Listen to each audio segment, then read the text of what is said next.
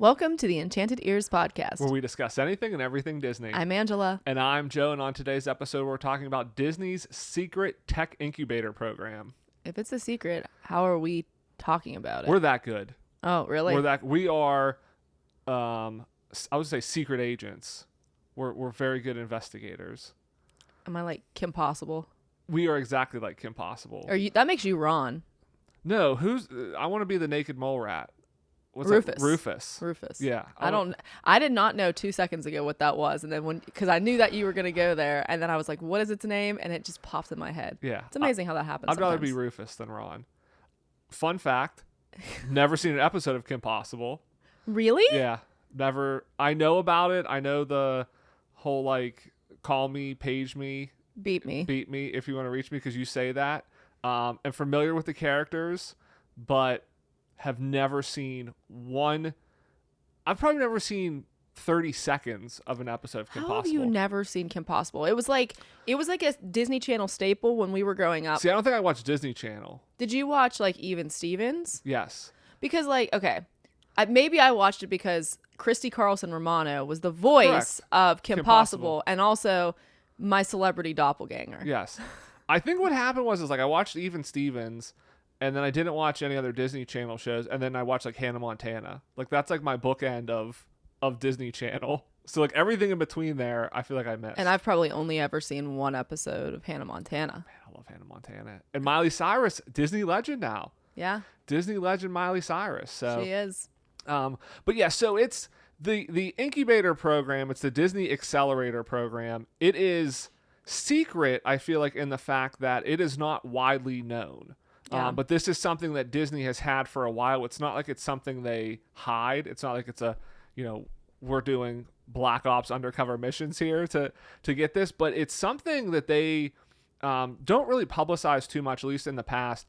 But some pretty surprising companies have been involved in this incubator program over the past decade that you would have no idea have any connection to Disney. I know there's a couple that you're like, wait, they were a part of this program. Yeah. Because you don't think they would kind of tie in to Disney. So thought we would talk about it this week, kind of talk about the program, talk about some of the more notable companies that have been a part of this, and then also take a look at the current year's cohorts, because I think if you look at the type of companies Disney has in the program this year, it is giving you a clear vision of where Disney thinks the company is heading and what kind of technology they plan to use going forward. Because that's basically what they do. They kind of help these companies and then leverage their technology in interesting ways across the theme parks, the movies, all sorts of stuff within Disney. Mm-hmm. But before we get into that, I want to cover the Disney news. So not a ton of Disney news this week because we had D23 a couple weeks ago. Mentioned Miley Cyrus, the Disney legend. That happened as part of D23. Speaking of Miley Cyrus, it blows my mind that Miley Cyrus became a Disney legend at the exact same time that John Williams became a Disney legend. I think that she's one the seems, youngest. I think she's the youngest Disney legend ever. Seems a long time coming. Yeah. No, it definitely does. And I think, with John Williams, though, he's not done the score for a lot of Disney movies. He's done a lot of scores for Star Wars and other movies. Lucasfilm. Right, but you got to remember, Lucasfilm only became a part of Disney 7 or 8 years ago. It does seem odd, though. I mean, Miley Cyrus, Hannah Montana, I feel like other than that, she's not done a ton for Disney. But I think it's cool they kind of add her. But yeah, even like Harrison Ford, like there's a lot of people. And I think it comes down to the Disney legends. They've only started that since they've done these D23s, and it probably has to do with who will show up to accept the award. Like I'm sure they've had people that they want to include, or they've asked probably some of these people before, and they're like, I can't make it. If you can't make it to the ceremony, they're not going to name you a legend. Like, we'll get you next time. So, but D23 did happen. One kind of piece of news. So last week we talked about some of the big park announcements, and I think our big theme was there's still so much unknown. Where is all of this new stuff going to go? Yeah. What's Disney going to do? And on Monday, after D23, the first kind of shoe dropped in that the new Cars Land at Magic Kingdom is going to be going in where Tom Sawyer Island and Rivers of America currently are. So it appears those attractions are going away. It appears they're going to be filling in the rivers of America to build this Cars Land. And, I think there's a lot of kind of mixed feelings on this. Personally, don't really go to Tom Sawyer's Island or Rivers of America. So I think losing those isn't necessarily a loss because they're attractions that I really like. I think for me, the loss is just the actual river. Now it's going to be more. It's the aesthetic. It's the aesthetic of it. But I will say the concept art, it does appear it's going to be like kind of Rocky Mountains, evergreen forests. And so it seems like there's a lot of trees and a lot of kind of cover, which one thing we've talked about in Magic Kingdom is it's all concrete. It needs cover. So I think from that perspective, that's a positive. Tom Sawyer Island has tree cover. We just don't go there. Well, it does, but you kind of have to get to Tom Sawyer Island to get to this. This way you can kind of walk around it and things like that. But I think the big thing is just the fact that they have a presentation on Saturday and they talk about all of this new stuff. And they know where it's going to go because Monday morning, basically when everybody's flying home from D23 and all the positive press is, look at all the new stuff Disney's building, they kind of slip this in. Oh, by the way, this is where it's going to be. We're completely changing Frontierland and the Magic Kingdom to put this in there. It's kind of like you could have mentioned that before, and then it starts getting you worried of like, all right, they're not really expanding the parks as much as it seems like. Now there's, you got fears about Monsters, Inc. There's rumors that's going to take over Muppets, and it's like, are they just going to, take out old attractions to put in new ones versus really expanding the parks with some of this new stuff? Yeah, and there is, I don't know, Magic Kingdom is a hard place. I know that there's the expansion, and I think that that's where they're talking about putting the Villains expansion, so they can't put Cars and Villains both there. But as far as Cars is concerned, my only issue with it is I just don't feel like it. They tried to be like, oh, Cars were part of the frontiers of America, and they were really, but like, it doesn't really. I don't think it's a fit. Like a race car into that area doesn't seem like a fit. Putting race cars next to the Haunted Mansion just seems weird. So I'm sure they'll probably, like you said, maybe they'll put some trees in there or something to separate them out and make them not seem like they're right next to each other. I mean, you got to think about like Pandora and how well done Pandora is in Animal Kingdom and how they transition from you're just in a regular zoo to now you are in a new area.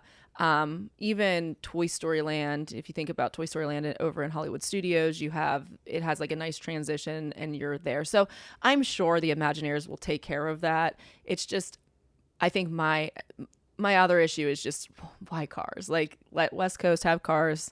Give us a new idea. Give us something new that would maybe fit in there. And I think, like I said, they're trying to play it off of, okay, Frontierland is kind of the west. This is going to be Rocky Mountain, so kind of further west. It seems like that's kind of the rock structure they're going for. They're going for forest. I think you mentioned Haunted Mansion. I think probably what's going to happen, because like they said, is you're right, Villains Land is going to go kind of behind Cars and behind Big Thunder Mountain. I imagine Haunted Mansion almost becomes the front of Villains Land, because that seems like a kind of natural transition of the park from Haunted Mansion into Villains Land. I think with that and with what they're doing here, I think Liberty Square kind of eventually goes away. Basically all you're going to have left if you get rid of the riverboat is Hall of Presidents. And I think that's probably an easy thing for them just to be like, well, we're going to get rid of this and change this into something else. And that's a lot, because that's the Hall of Presidents. Every time the president changes, it becomes like this big thing that they have to edit and change. And so, with there being 50 plus presidents in there now, it's like, are they going to continue to do this forever, or are they going to stop eventually? And it's such a small portion of it. And Haunted Mansion's part of that area. But again, if that kind of shifts to Villains, you basically have this like very small footprint. And so I think you could see that kind of, get changed up with things. But yeah, it's just, it's kind of odd again that they knew this and they kind of dropped this news. Oh yeah, by the way, even though they knew this 2 days later. All right, so Disney's Accelerator Program. So again, like we kind of talked about at the top of the episode, I imagine most Disney fans have never really heard of this program. You've heard of companies that have been a part of this program. You've probably not known they've been a part of this program. But this is something Disney has actually had since 2014. So it's celebrating its 10th year here. So it's been a decade. And why it was started is it was started as Disney's way to invest and kind of mentor startup technology companies. And basically every year they have a cohort of a few companies, like 3 or 4 companies, that they basically they do invest in a lot of these, and they basically bring them into the Disney fold. Like they essentially become Disney employees, and they meet with senior management from all of the divisions, so from the parks and the studios and all that sort of stuff, to basically kind of pitch their technology, their business, to see how can we work with you? How can we bring this technology to Lucasfilm? How can we bring it to Disney World, etc., Disney Plus, that sort of thing. And so it's kind of this symbiotic relationship of Disney gets to help these startup companies. They get to see what interesting technology is out there without them trying to have to develop it in-house. They get the benefit of using that. These companies obviously get huge exposure because if you're licensing, Disney IP, you're obviously going to be a bigger name than if you're just kind of going out on your own. And then obviously they kind of continue to grow from there, and Disney has an investment in them. So as the companies become more successful, Disney kind of succeeds from it as well. Yeah, and this whole program was founded on the idea that Walt was an innovator himself, so they wanted to support that, like that innovative mentality. And so there's like a really interesting quote from the website that I'm going to read here that kind of goes along with that. So it's Walt Disney had a dream and the entrepreneurial will to make the dream come true. Combining creativity and innovation, he built a company that is forever inventing new ways to tell stories. From the multi-plane camera and the first feature-length animated film to audio animatronics and computer-generated animation, Disney has always been at the forefront of technology. So it just gives you an idea there of kind of how they plan on sort of integrating that and why that it's important to them to be a part of these companies' stories. And, obviously also those companies, like you said, it's a symbiotic relationship because those companies can pitch ideas to them and also help the Disney company itself grow. Yeah. And I think, looking back on this and like they said, Walt was an innovator, and this is kind of where the idea came from. And it always like amazes me when you hear about companies that have things like this. Like a lot of the big tech companies have this, like Google and Apple. And I think, you hear a lot about that in the press of their kind of moonshot ideas and stuff that they're working on that they, funnel billions of dollars into sometimes. And sometimes it becomes a reality, sometimes it doesn't. But that stuff usually is like pretty quiet. Like it's not talked about a lot because they are sometimes trying things and a lot of the stuff doesn't work. But it always fascinates me when these companies, and again, a company like Disney, it seems out of place at first. But then when you think about it, like you said, like Walt was an innovator, he was always pushing the medium, so it seems to make sense. But like you don't think of Disney as a company that is going to work with startups. Like you don't think of it as a startup. You think of it as, well, it's a humongous company now. Right. You think of it as, okay, a theme park company, or you think of it as a movie studio. I mean, you don't even really think of Disney as a hotel company or a restaurant company, even though they have dozens of hotels, they have hundreds of restaurants. Like what they're doing, they could be a huge restaurant company. So I'm surprised they don't have their own social media like network yet. Like, oh yeah, I'm sure. I mean, they have their own internet. That's what I mean. They bought, back in the 90s, they bought go.com, which was basically when, the internet bubble was happening. They're like, we need to have our own internet. So that's what, even if you go on any Disney website now, like if you go to Walt Disney World, it's like waltdisneyworld.go.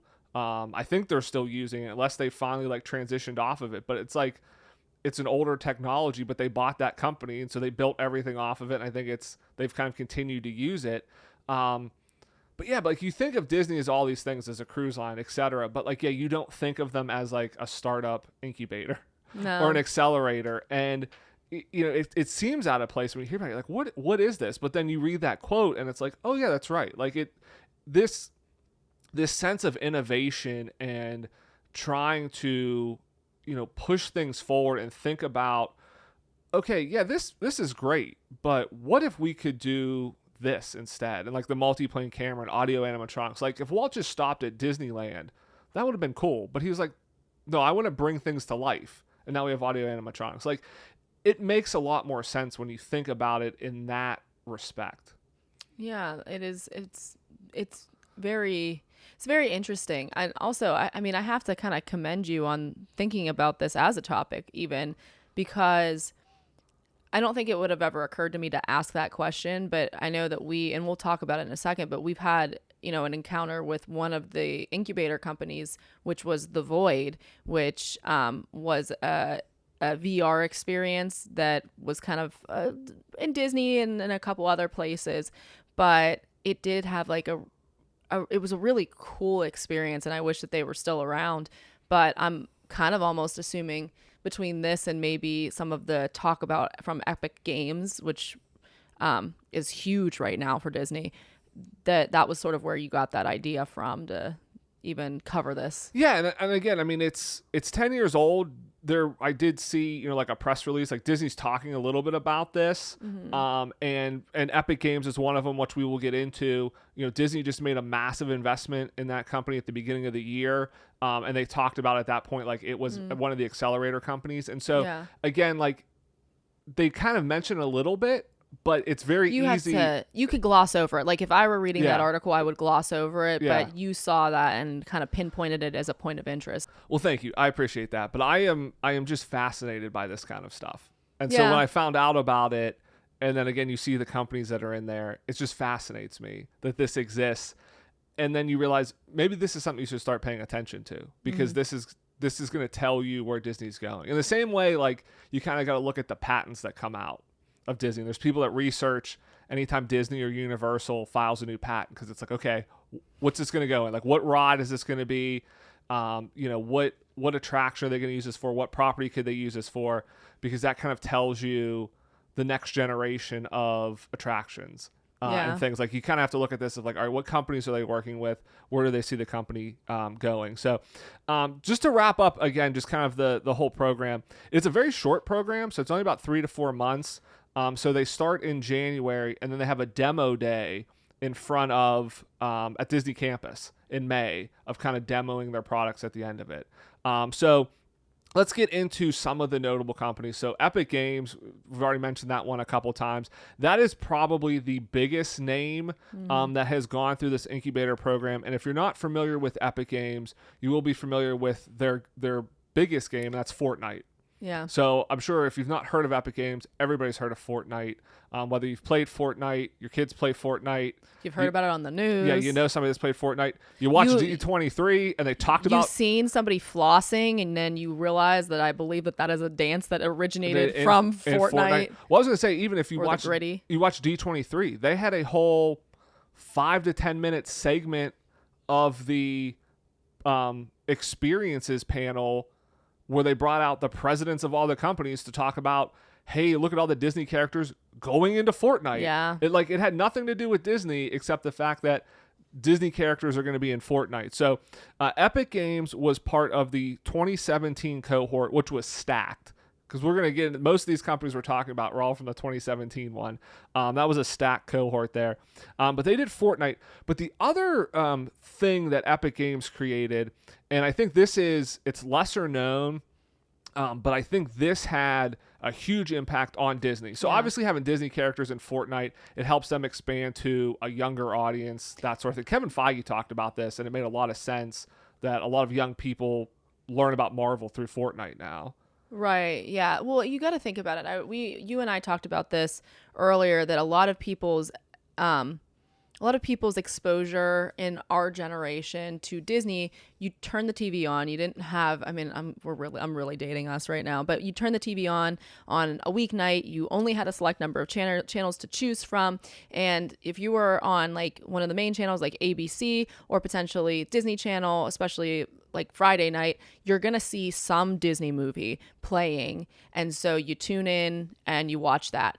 So you almost, like living in pop culture, you can't kind of avoid it. Whereas kids, there's so much content available for them now And a lot of them do like to play video games, which, I mean, I like to play that when I was a kid too, but their exposure to it is coming in things like Fortnite, where they're like, oh, this is a cool character. I like what this character can do. And then that can act as a feeder system into saying, well, I like playing as Deadpool. What are the Deadpool movies about? So yeah, it is a good like access point right to the company. I like how you say you're dating yourself and that you watch television when that's like, that was 6 years ago, or like that you watch TV. Yeah. Like it's interesting. It's like, well, yeah, but like TiVo existed even, but like that stuff many years ago. happens so fast. It's just interesting. Like stuff moves so quickly. Like, yeah, now everybody is streaming, YouTube even. Like you don't even have to watch anything live. But I feel like 6-7 years ago, streaming was just getting started. I mean, heck, we didn't have Disney Plus until 2019.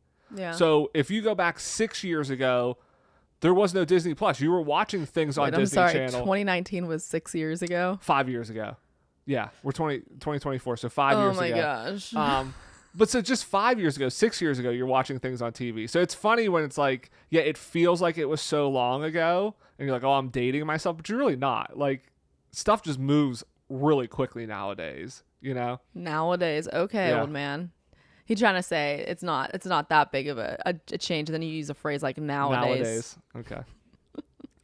But I think the lesser known thing, and what had more of an impact on the Disney company as a whole, is Unreal Engine. And so that's basically the game engine that Epic Games built, that Fortnite is built on. But it is a game engine that other people can use. So a lot of other video games are built on this. Movies use this.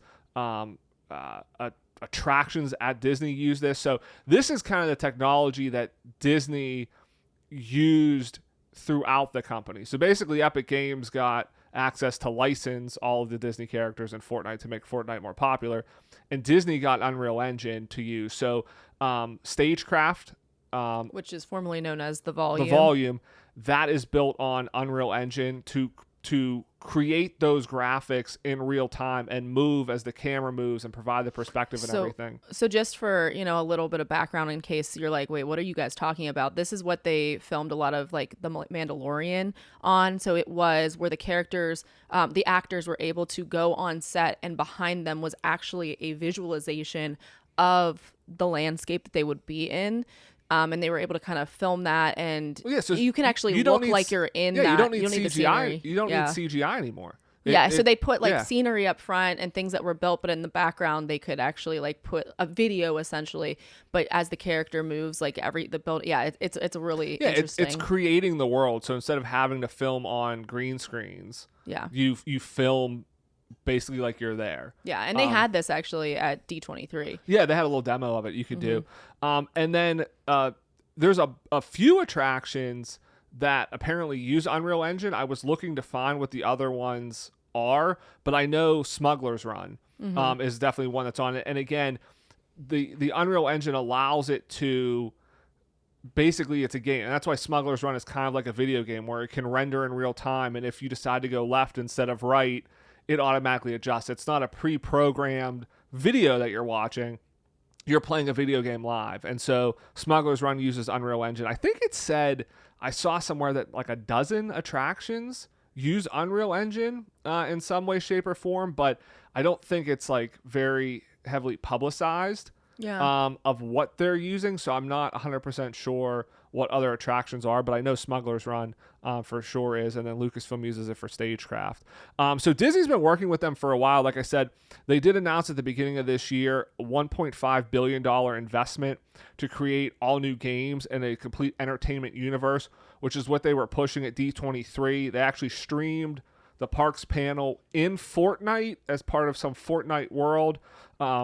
This is how I'll date myself. I really don't understand Fortnite. That's how you can date yourself. Not talking about Disney Channel, but talking about I don't get Fortnite. Yeah, we played it one time and you get dropped into the world and you're trying to find other people. I don't know. It's like a battle royale, but now it seems like they have like life aspects in it, like a Sims. Yeah, like you can go in and watch concerts in it, or D23. I need somebody under the age of like 20 to write into us and tell us exactly what this is and how this works. This is this is how we date ourselves. But your friend like their like niece or something plays it. Yeah. And we're like, will they teach us old people what Fortnite is? Because when we saw D23, we're like, I guess we all have to play Fortnite now.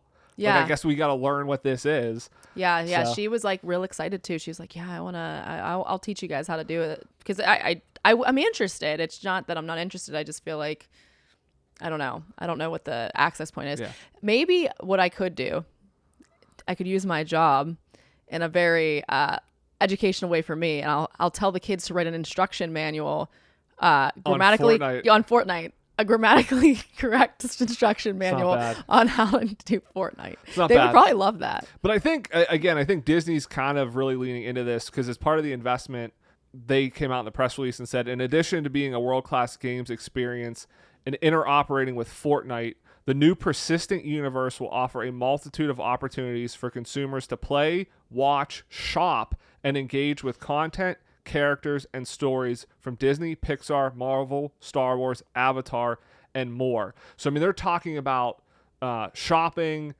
so not just a game, but it seems like, this is a whole digital world. So, getting instruction manuals on how Fortnite works might not be a bad idea. So, I'm assuming they're talking about shopping for non-real things, you're shopping for a skin that is going to go on your character, and you can then real stuff. You can be a Navi then. I think this is they talked about under Bob Chapek. Apparently, he had a whole team working on like a metaverse version of Disney where you're going to be able to experience the parks in the metaverse and you're going to be able to interact. I think this is kind of what this is becoming. So I think like that went away, and I think it's a digital world. I mean, like I said, they streamed D23 panel only on Fortnite if you wanted to watch it. So you could watch a live thing in Fortnite. So why couldn't you go in there and go on Shop Disney and buy a skin for your character, but then also buy a new outfit for you at the parks in real life? Like I think this is buy a matching skin for your character and shirt that goes with your skin, your character skin for yourself. I really do think. I mean, we're joking a little bit, but I really do think that if you're over the age of 30 like we are, you might want to kind of figure out what Fortnite is, because it seems like Disney's really going this way. I'd say probably even 25. Like, I'm trying to think. I think my nephews, I feel like my nephews might have played a little Fortnite. It might even been younger than them, and they're under 25. Yeah. So, but I think this is Disney's way to capture the next generation. And Disney has a whole complicated history with video games. That's going to be a whole other episode that I'm working on that's coming up, that their video games are kind of up and down. So this investment in Fortnite, I think, is just their most recent wave of this. And if it goes like anything else, it probably won't amount to much, but maybe this is the one that actually sticks. Especially if they can sell you stuff within the game, they're going to make more money off of it. So, but Fortnite and Epic Games is definitely the biggest one. And they're still a private company. I looked to see like if they had gone public or anything. They're still a private company, so I'm not sure what their value is. I don't know what Disney's ownership is. I imagine it's a good chunk with this investment, but do they end up buying them completely? Like what happens with this? It'll be interesting to see in the future kind of like what this leads to. Again, just because you have Fortnite, but also the technology that helps them kind of across the company in there as well. The other one's The Void. So this is the one you kind of mentioned earlier that we got to experience. This was another one from the 2017 cohort. Yeah, so this is, again, like I was explaining, a VR experience, but not only was it a VR experience, so you'd put on a headset, you had a little backpack that kind of ran the whole thing and what you were seeing, but also they built out an actual physical space. So when you touch things sometimes on the wall, if you reached out and you tried to touch something on the wall, like say there was a railing, if you reached out, there might have been a railing or there. Doorways or anything. Yeah. This was, I think, ahead of its time. Yeah. I kind of feel like it came in at the right time when VR was kind of big, but I feel like the whole physical space and everything was a bit ahead of its time here, because it was amazing to be a part of that. You're walking through, there's a doorway here, I'm walking through the doorway, you're right, it was pretty phenomenal to experience. Yeah, it was really cool. And I'm really sad that it sort of seems that it didn't really come back after the pandemic. Yeah, the pandemic seemed to sort of kill it. It was something that it's very physical. It's touch. You're wearing, tactile, you're wearing the same headset as the previous person. So Obviously with the pandemic, that kind of stuff shut down, and it never recovered from that because financially it had some issues. But they had a couple Disney experiences. So they went around Star Wars, one around the Avengers, and Wreck-It Ralph. They had some other ones. So I think they had like a Ghostbusters one. But this was one I feel like Disney jumped on pretty quickly as well, because they opened up places at both Disney World and Disneyland at their kind of Disney Springs and downtown Disney. Like there was locations there.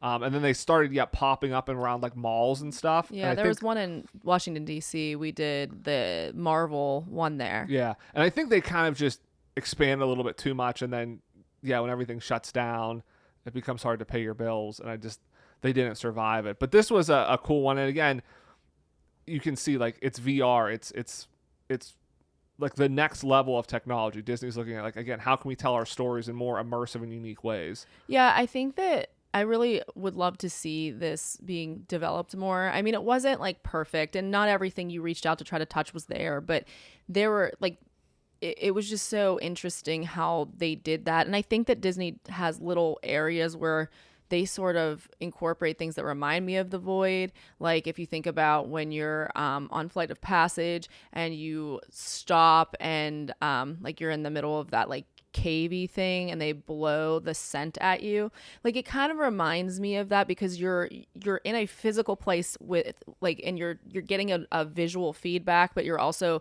getting olfactory, multiple like senses. multiple like senses, it's activating those multiple senses.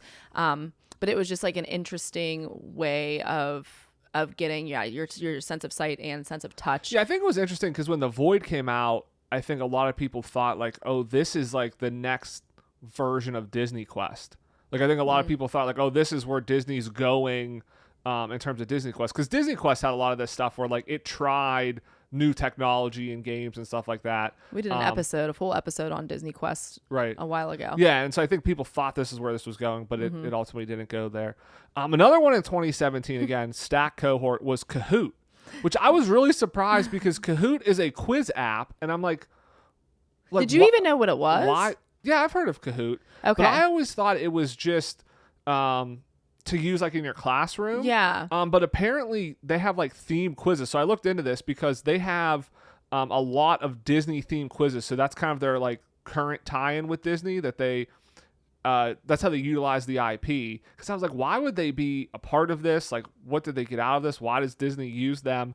But it's now expanded into like a full like learning tool, and basically you can download quizzes for your kids to kind of teach them stuff, but they have a ton of like Disney ones, I guess, as a way to teach you. So a lot of those websites, just the way that they work, I don't personally use Kahoot. I use something else. Oh, but you can't say that now. We have to be. We're a Kahoot family now.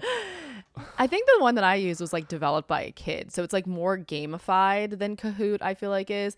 But the way they work is teachers can use them, kids can use them for free, but only a certain number of people can generally be on them. I don't know if Kahoot has like if they have a paid model like that. But then the kids can get on and make their own quizzes, so it could be about Five Nights at Freddy's or whatever they want. But also Fortnite. Yeah. How do you play Fortnite?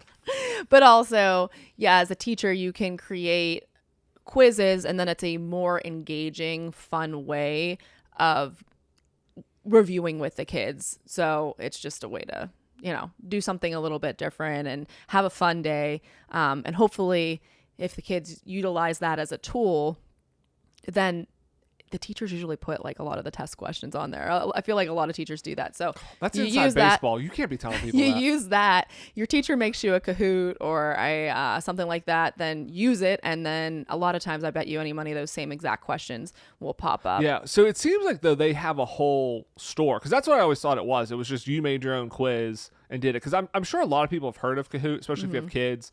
I even kind of remember this because I think this has been around for a while. Like I have seen it in even like in like the workplace, like where we take like a class or a seminar or something, and like they want to poll the audience, and they use Kahoot. So I always thought it was just that, but it seems like they have a whole almost like app store, like a whole like quiz store on here, where again they make their own quizzes, and a lot of them are Disney based ones to kind of engage people. And it's a smart way if you're trying to teach people, use characters they know. Hey, I like Moana. Let me take this quiz that teaches me about water, or something like that with Moana on there. But they were a part of this as well. And then going back to the original cohort in 2014, I thought this was a really interesting story. This is a company called Spiro, and they are the ones that made the little BB-8 robot. And so they made robots is what they were doing, but they made probably most famously the small BB-8 robot when The Force Awakens came out. And in 2014, this was before The Force Awakens came out. They were part of this accelerator, and this is kind of where companies get the value from it, is they were meeting with Bob Iger, and they were showing off their robot technology, and he pulls up on his phone a picture of BB-8, which nobody's seen because the movie's not out yet. They're filming the movie, and he goes, "Can you make this?" And they're like, what is this? They're like, it's a new droid from the movie. And they're like, yeah, 100% we can make it. And so he was like, all right, go ahead and do it. And then that's how they ended up making that remote control BB-8. And I remember it being like super popular when the movie came out. Wait, the remote control one, like that was sold commercially, yes. Or you're not talking about the movie robot? I'm talking the commercial one. People, you probably remember it. It's like the small BB-8. You could control it with like the app on your phone. It was like the first time. I'm sure there were other like robots out like that, but this was like the first time of like commercially, very popular. It used Star Wars kind of tie in there. That it was everywhere. Like they sold them at the Apple Store, they sold them everywhere, and it was a BB-8. But they made it because they were a part of this, and Bob Iger showed them a picture of it. They've kind of moved away. They don't sell that anymore. So I looked on their website. They don't sell that BB-8. It's discontinued. They don't actually do any sort of licensed robots anymore. They're now basically an education company, so they still have the spherical robots, but they are now more focused on teaching kids how to code with these. So they've kind of shifted gears, so they're really not like working with Disney, but that was kind of the thing that I think made them popular and made like a name for themselves to kind of push them forward through there. So I just thought that I'm about one to was make a name for myself. I was like, what are you talking about? Yeah. But yeah, so I thought that was another interesting one on there. Yeah, that is a pretty cool company. So looking at the 2024 companies, so we've talked about some of the ones they've used in the past and how they've integrated them. So you can see like Disney definitely integrates these technologies. It's not like it's just, hey, we're going to help you out and then just move on. I mean, they definitely are picking companies that they think they can use. They have ways to integrate. So I think it's important to look at, okay, well, what are the current companies they're using to kind of get an idea of where do they think the technology they need is going forward.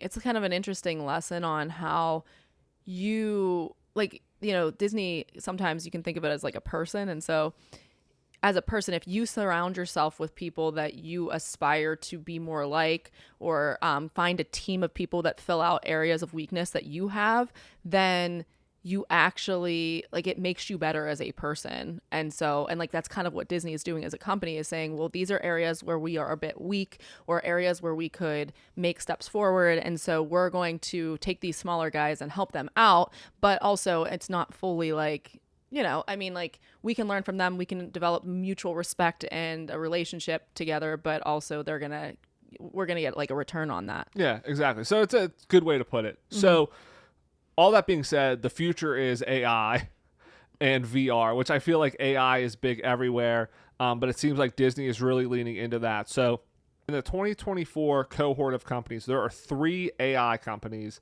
and 1 VR company. And then there's also a autonomous vehicle company in there as well. So the 3 AI companies are AudioShake, 11 Labs, and Promethean AI. And then there's a VR company called Status Pro, and then Neuro is the autonomous vehicle company. What is interesting about the AI companies is that they are creation-based AI. So it is ways to create. So AudioShake is it's audio sound. So it's using AI to separate layers of sound and make them editable.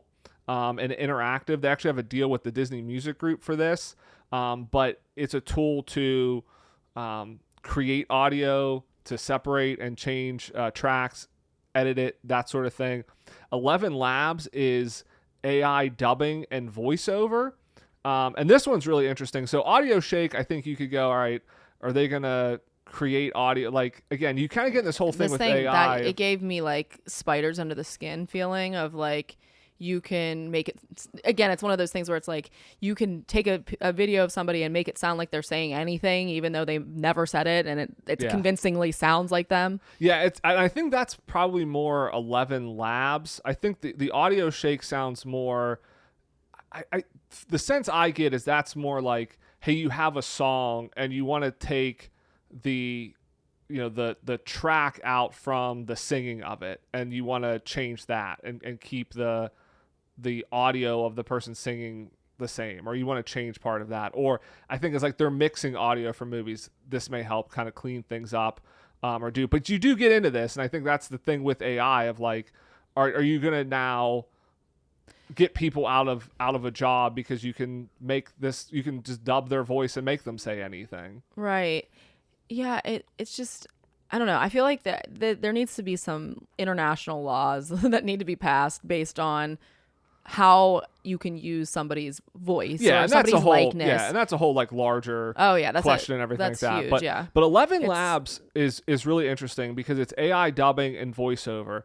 And the example they used, and a couple examples, I guess, and what Disney talked about that they're interested in using is so they can do dubbing in different languages through AI. So if you have a movie that you record in English that you have here in America and you want to dub it in multiple languages, now this is where you get to like, hey, you don't need voiceover actors anymore. But what they do is they can dub it in any language, but their AI system and kind of what they're saying is better is you can keep the kind of like tone and acting. Because I think sometimes like whenever you do voiceover, you kind of lose some of that. Like when you dub it from one language to another, they're kind of just reading it. At least that's what they're kind of saying. So that you can then, keep that kind of emotion to it. The other side of it is character performances. And this is where it seems like would be used in the park. So if you have, like if you think of like Turtle Talk with Crush, like using that to improve that experience and how the character reacts with the voice acting, like to help improve that so that it seems more seamless and it seems more realistic.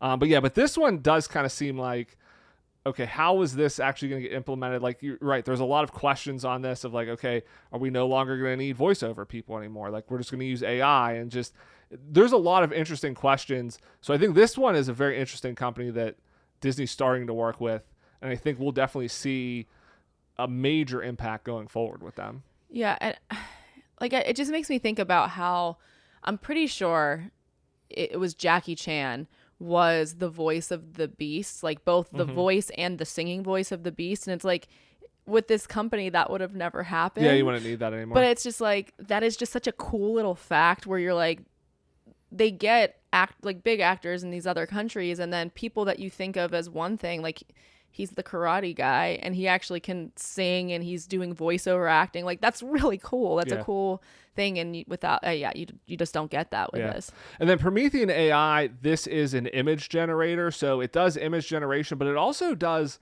like image identification and filing. And so I think it seems like what Disney's talked about is it will allow them to almost like sort and catalog like all of their images. So if you think about animation, like, okay, I drew this character, I have this background scene. Disney's been doing this for almost 100 years. So it's like, how do you find all this stuff? Like, oh, I want to find a castle. So the AI system kind of like tags all of the images, and then you can search for them. And then also it can recommend you like something to put in this scene, and help generate something on there. So that's an interesting one as well. And the last one is Status Pro, which is the VR, and it's actually currently a VR sports game. That's kind of like their main product now, but they're looking at more like interactive ways for live sports, and ESPN's actually working with them, and they're really investigating ways to bring more interactive game features to you. So one thing they talked about was basically like for NFL games, like putting cameras in every player's helmet, so that they can show you basically every play from every player, and so that you can see like what it would be to actually be the quarterback or the wide receiver, or your favorite player out there on the field, which I think is interesting. And I think it's interesting that ESPN is looking at these type of technologies, because that's not something I would have ever thought about. But if you think about it, they're going to need something like this to keep people interested in live sports. Like, people love live sports,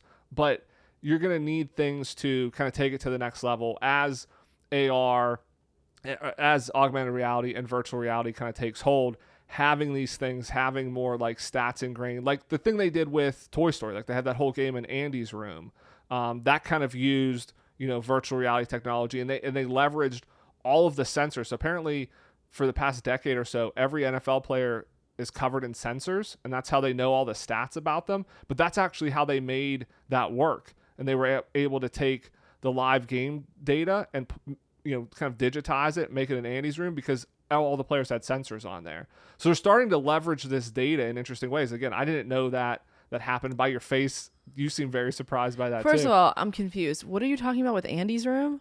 Remember they had the NFL game where it was on Disney Plus and it was Andy's room. They were all toys. Oh, kind of. I kind of remember. So they did vaguely. that, but it was a live game, and that's how they were able to do it, is because they took all the sensor data from the players and put it through this virtual reality engine and things to create the game.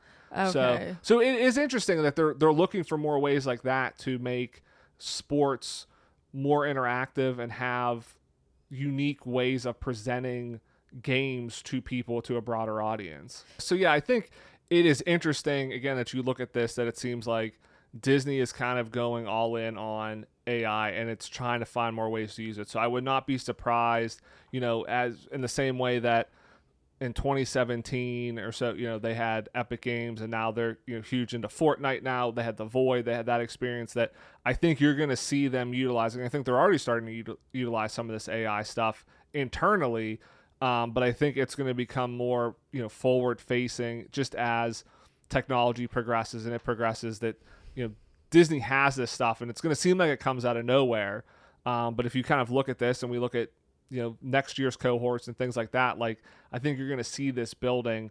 And so if you pay attention to it, you're not going to be surprised when all of a sudden, Disney's kind of doing this, type thing. I think, one of the things just in terms of like the live dubbing and voiceover, we talk about live character performances, I just thought of, like, if you think of the international parks, when you go there and it's in a different language, and if you're a guest, or even if you're somebody at Walt Disney World, like they did this at Tokyo, where the one show, it was the Tiki Room with Stitch.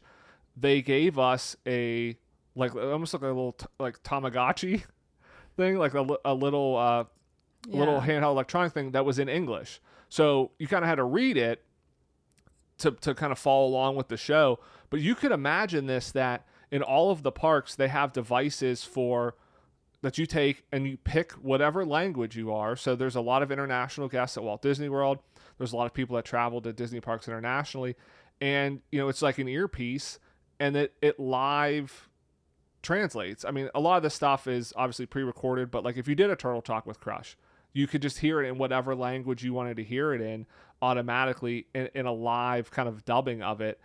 That's something that, again, helps makes the parks more inclusive of all the guests, which I think is a positive way of utilizing it, versus, like, hey, we don't need people to dub any of our movies anymore. It kind of makes me think of we're watching the Time Bandits right now, and how they show in the very beginning how they have the hats that they wear all the time, because it just translates everybody live, and I think translates for them, right, so that they can converse with anybody throughout history.